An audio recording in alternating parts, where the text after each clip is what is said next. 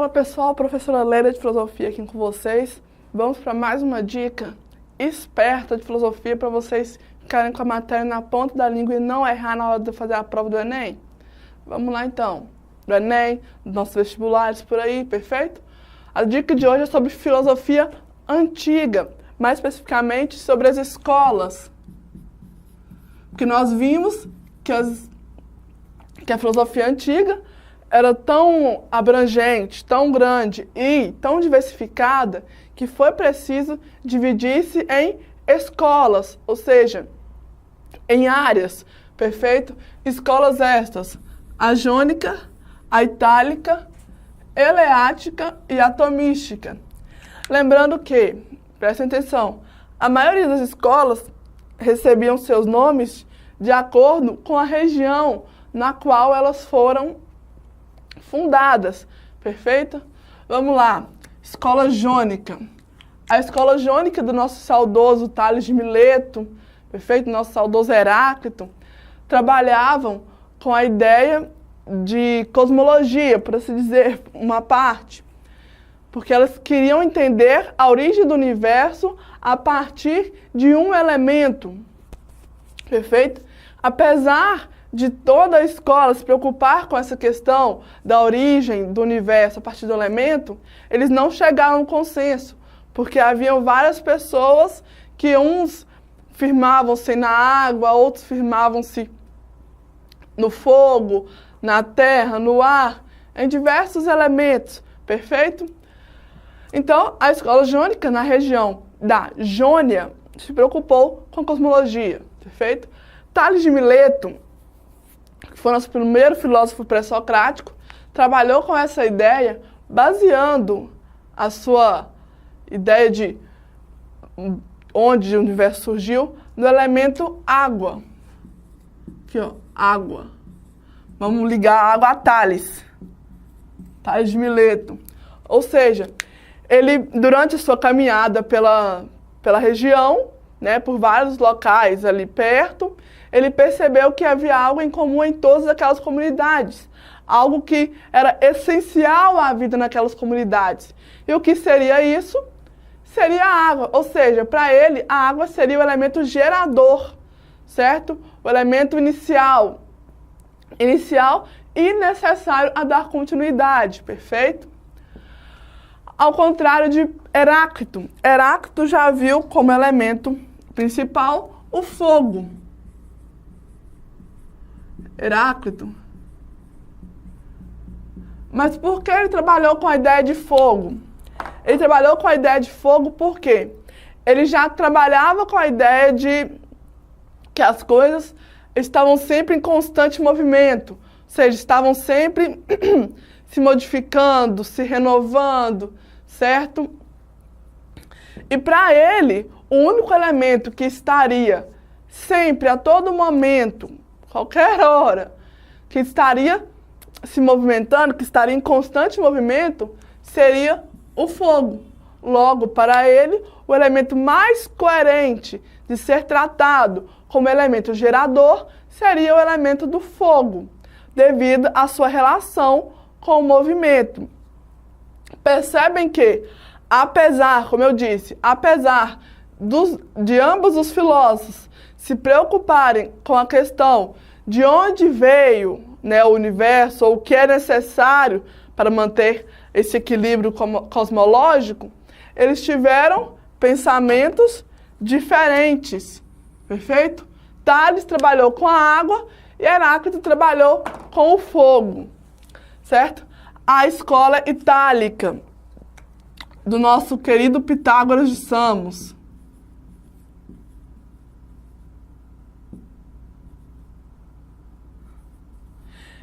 Ele, se vocês pensarem logo em Pitágoras, vão logo pensar Teorema de Pitágoras. E está em qual área?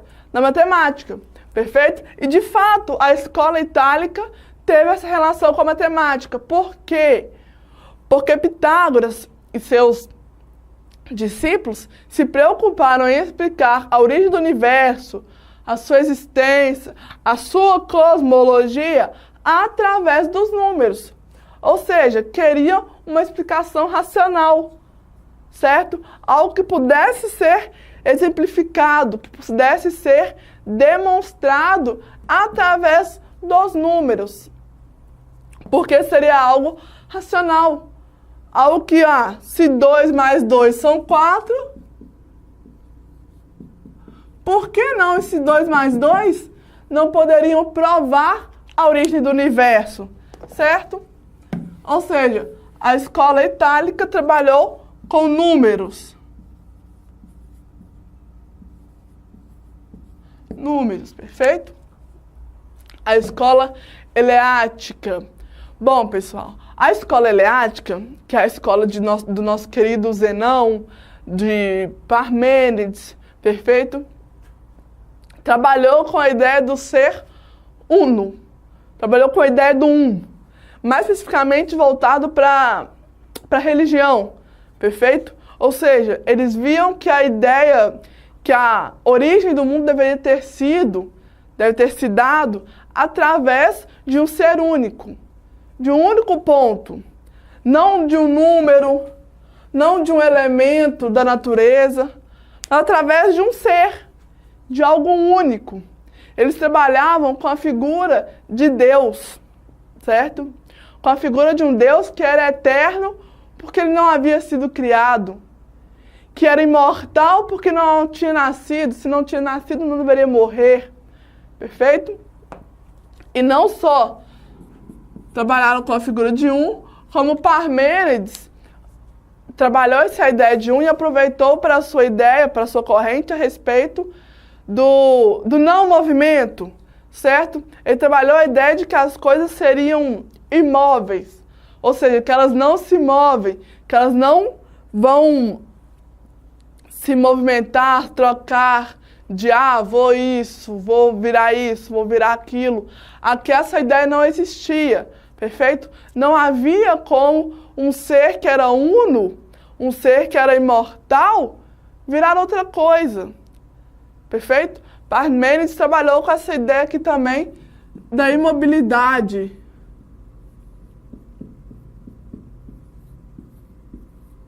Certo? Trabalhou aqui dentro, na escola eleática. Perfeito? E por fim, pessoal, nós temos a escola atomística. Pronto, né, professor? O que você vai falar para mim da escola atomística? Seu nome já me diz tudo. Átomo. E literalmente, eles trabalhavam com a ideia de que a origem era a partir de um átomo.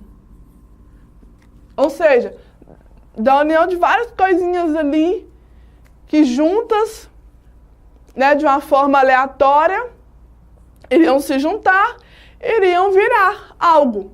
Iam dar início, iam dar origem a alguma coisa. Coisa essa que ainda assim era desconhecida, mas que viria a ser conhecida por alguém. Perfeito? Ou seja, a escola atomística trabalhou com a ideia da origem a partir de um átomo.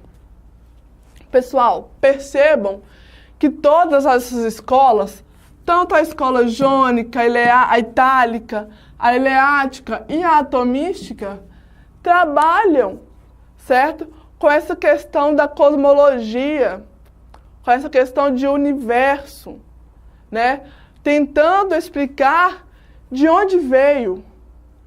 Por mais que todos trabalhem com essa ideia de origem de uma forma totalmente diferente, ainda assim trabalham com a mesma essência, com a mesma ideia. A ideia de origem. Ou seja, todas as escolas convergem para o mesmo ponto. Perfeito? Todas convergem para o ponto da origem. Todas tentam explicar isso. Lembrando, não tem como você se apegar a uma única teoria. Não, é impossível. Gente, a gente trabalha com filosofia. É impossível você falar que a escola eleática que está certa, ou a escola itálica que está certa. A filosofia não é uma arte de questionar, não é aquilo que te dá várias possibilidades, vários caminhos. Então, logo são aceitáveis todos os caminhos, todas as hipóteses e possibilidades. Perfeito? Bom, pessoal, a nossa matéria, nossa dicasinha de hoje é essa, sobre filosofia antiga. Vamos revisar rapidinho para a gente não errar, para a gente não esquecer? Vamos lá. Filosofia antiga, dividida em 4 escolas, para explicar sempre a mesma coisa, procurando explicar a origem do mundo, dividiu-se em escola jônica, itálica, eleática e atomística. Escolas essas que tinham seus nomes ligados às regiões nas quais elas foram fundadas. Escola jônica se preocupava em achar origem baseado no elemento da natureza, num elemento específico. Nós destacamos hoje o elemento de Tales de Heráclito, Tales que viu a água como elemento essencial em todas as regiões que ele passeou, pelas quais ele estudou, e logo chegou à conclusão de que a água seria o elemento necessário. Heráclito, que chegou à conclusão de que o fogo seria o elemento necessário, pelo fato de estar sempre em movimento. E as teorias de Heráclito trabalharem com a ideia de movimento. A escola itálica, de Pitágoras de Samos, sim, Pitágoras, aquele teorema de Pitágoras, trabalhava com a ideia dos números, ou seja, eles procuravam a explicação para a origem de uma forma racional, através dos números.